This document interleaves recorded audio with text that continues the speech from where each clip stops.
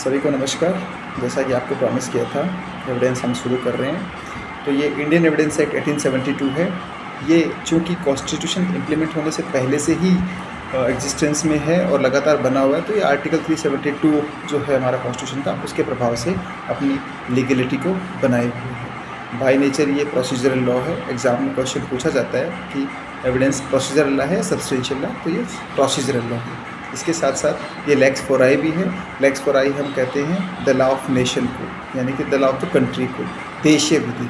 जिस देश में अधिकार और दायित्व के एग्जिस्टेंस, उनके इम्प्लीमेंट के लिए सूट फाइल किया जाएगा, प्रोसीडिंग इनिशिएट की जाएगी, वो जब वहाँ के लॉ के अकॉर्डिंग किया जाता है तो ऐसे लॉज क्या कहलाते हैं? लेक्स फोराई कहलाते हैं।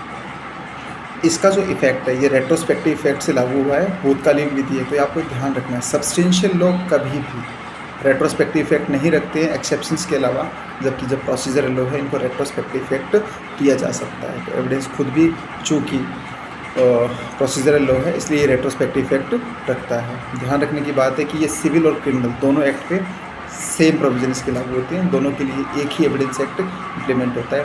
कुछ इसके बेसिक प्रिंसिपल्स भी हैं, कुछ सामान्य सिद्धांत एविडेंस के बताए, जिसमें पहला सिद्धांत हम कह सकते हैं कि साक्ष्य जो है, एविडेंस जो है, वो सिर्फ फैक्ट इन इशू तक ही लिमिटेड रहना चाहिए। दूसरा कहता है हियर से एविडेंस अलाउड नहीं होगा। और तीसरा कहता है in every circumstances best evidence should be given, यानी कि प्रत्येक मामले में सर्वोत्तम साक्ष्य दिया जाना चाहिए। तो इस एक्ट को हम शुरू करें उससे पहले एक बार इसकी थोड़ी बायोग्राफी में देख लेनी चाहिए, इसका थोड़ा स्ट्रक्चर के बारे में हमें पता होना चाहिए। इस एक्ट में 3 पार्ट है, 11 चैप्टर है और 167 इसमें सेक्शंस हैं। पार्ट फर्स्ट में कुल 2 चैप्टर हैं। 2 चैप्टर में चैप्टर फर्स्ट प्रिलिमिनरी से रिलेटेड है, उसमें डेफिनेशंस और इसके जो नाम प्रारंभ विस्तार जिसको हम कहते हैं short title name extent, section 1 to 4 है। Chapter number 2 relevancy of fact से रिलेटेड है, तथ्यों की सुसंगतता, जो धारा 5 से 55 तक है। इसके बाद पार्ट 2 शुरू होगा, इसमें 4 चैप्टर है। चैप्टर 3, 4, 5 और 6। चैप्टर 3 का रिलेशन ऐसे फैक्ट से होता है जिनको प्रूव करने की नीड नहीं होती है, जो 56 से 58 तक पढ़ेंगे। उसके बाद 59 से लेकर और 60 तक 2 प्रकार के जो ऑरल एविडेंस है उस पर चर्चा की गई है, मौखिक साक्ष्य पे बात करता है। 61 से 90 तक डॉक्यूमेंट्री एविडेंस चैप्टर 5 में कवर करेगा। और चैप्टर नंबर 6 91 से लेकर 100 तक एम्बिग्विटी ऑफ डॉक्यूमेंट और इसके साथ साथ डॉक्यूमेंट्री एविडेंस द्वारा जो ओरल एविडेंस है उसके एक्सक्लूजन के रूल बताता है। चैप्टर 7, 8, 9, 10 एंड 11 ये पार्ट 3 के पार्ट रहेंगे। चैप्टर 7 बात करेगा बर्डन ऑफ प्रूफ की और प्रिजम्पशन से रिलेटेड है। इसके बाद 115 से 117 तक बात करेगा रूल ऑफ एविडेंस एस्टोपल की, विबंध के सिद्धांत की, सक्षम गवाह कौन होंगे, who is the competent witness, 118 से 134 और एग्जामिनेशन कितने टाइप की होंगी, ये सारी बातें चैप्टर 9 में होंगी। चैप्टर 10 एग्जामिनेशन ऑफ विटनेस की बात करता है और चैप्टर 11 कहता है कि यदि अननेसेसरी एविडेंस ले लिया गया है, कोई एविडेंस लेने से रह गया है, तो उसका क्या इम्पैक्ट पड़ेगा। इन सब चीज़ों को हम 3 भाग 11 अध्याय और 167 धाराओं में पढ़ेंगे। इस अधिनियम का जो नाम है ये इंडियन एविडेंस एक्ट 1872 है। ध्यान रखना है ये इंडियन एविडेंस एक्ट 1872 का एक्ट नंबर 1 है।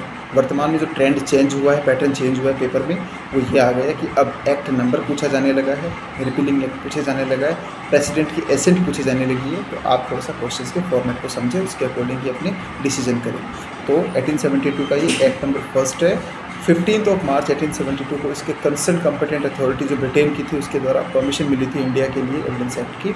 और ये अधिनियम 1 सितंबर 1872 से जम्मू कश्मीर को छोड़कर सारे भारत में लागू हो गया था, लेकिन उसमें जम्मू कश्मीर तो नहीं था खैर। लेकिन वर्तमान दौर में अगर हम कहें 31 अक्टूबर 2019 के बाद ये एक्ट पूरे देश में लागू हो चुका है, पूरे भारत में लागू हो चुका है। अगला क्वेश्चन जो हमारे लिए बनता है वो ये बनता है कि ये एक्ट कहाँ लागू, एविडेंस एक्ट कहाँ लागू होता है। तो बहुत सिंपल शब्दों में हमें इसको ध्यान में रखना है। एविडेंस हमेशा कोर्ट प्रोसीडिंग्स को, नंबर 2 जुडिशियल प्रोसीडिंग्स को, नंबर 3 आर्मी के जो कोर्ट्स हैं, सेना न्यायालय, उनको लागू होता है। तो फिर सवाल ये उठता है कि ये कहाँ लागू नहीं होता। तो नहीं होने के लिए हमें ध्यान रखना है कि army act, naval discipline act, air force act, Indian navy act, इन 4 स्पेसिफिक एक्ट में अगर कोई मार्शल कोर्ट बनाया गया है, सेना न्यायालय स्थापित किया गया है, उसको इसकी प्रोसीडिंग लागू नहीं होगी। इसके अलावा कोर्ट के सामने कोई एफिडेविट्स पेश किए जाते हैं, उनको भी ये लागू नहीं होता और ना ही किसी आर्बिट्रेटर की प्रोसीडिंग को ये लागू होता है। ये थोड़ा ध्यान रखना।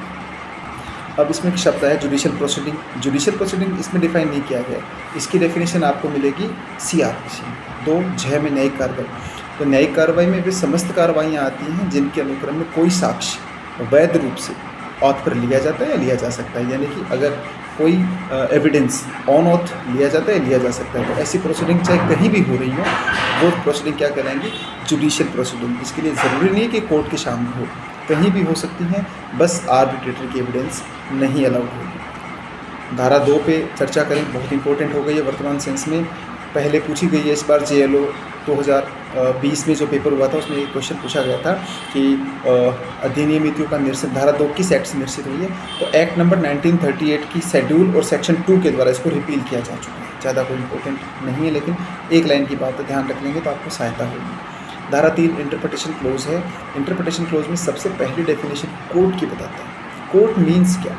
तो कह रहा है हर न्यायाधीश, मजिस्ट्रेट न्यायालय में शामिल है। इसके अलावा तीसरे व्यक्ति कौन है? मध्यस्थों के सिवाय साक्ष्य लेने के लिए वैध रूप से प्राधिकृत सभी व्यक्ति इसके अंतर्गत आएंगे। आर्बिट्रेटर अगर कंपिटेंट भी है ना एविडेंस लेने के लिए, तो भी कोर्ट सबकी लैंग्वेज में नहीं आएगा। इसके अलावा हर वो ऑफिसर जो एविडेंस लेने के लिए अथराइज्ड है, साक्ष्य ले सकता है। बात करते हैं फैक्ट, तथ्य क्या है? हर वो चीज़ जो हम देखते हैं, हर वो चीज़ जो हम सूंघते हैं, महसूस करते हैं, वो फैक्ट्स है।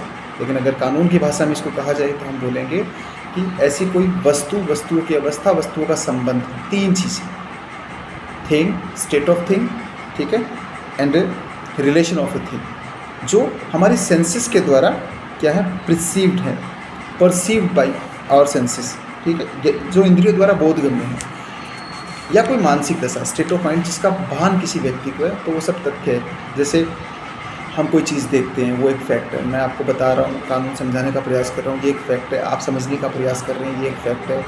आज बारिश हुई, ये एक फैक्ट है। आज बहुत तेज़ गर्मी पड़ी, ये भी एक फैक्ट है, ठीक है। हर वो चीज़ जो देखी जा सकती है, सुनी जा सकती है, समझी जा सकती है, महसूस की जा सकती है, वो एक फैक्ट है। कुछ इसके इलस्ट्रेशन हैं, आप देख लें। किसी का रेपुटेशन भी एक फैक्ट हो सकता है। बात करते हैं रेलेवेंट की। What is relevant? तो रेलेवेंट के लिए हमें चैप्टर 2 का थोड़ा सा नज़रा देखना पड़ेगा। धारा 5 से 55 तक रेलेवेंसी ऑफ फैक्ट की बात करता है। तो इस अधिनियम में एक तथ्य दूसरे तथ्य से रेलेवेंट कब कहा जाएगा? जब वह रेलेवेंसी के चैप्टर से रिलेटेड, जब वह तथ्यों की सुसंगति से संबंधित इस अधिनियम के जो प्रोविजन है उनमें किसी भी प्रकार से एक दूसरे से वो अटैच है, संसक्त है, तो वो सुसंगत है। तो 6 से 55 तक बता रखा कि कोई फैक्ट कैसे एक दूसरे से रेलेवेंट हो सकता है, ठीक है। विवादक तथ्य पे हम नेक्स्ट क्लास में चर्चा करेंगे। Thank you.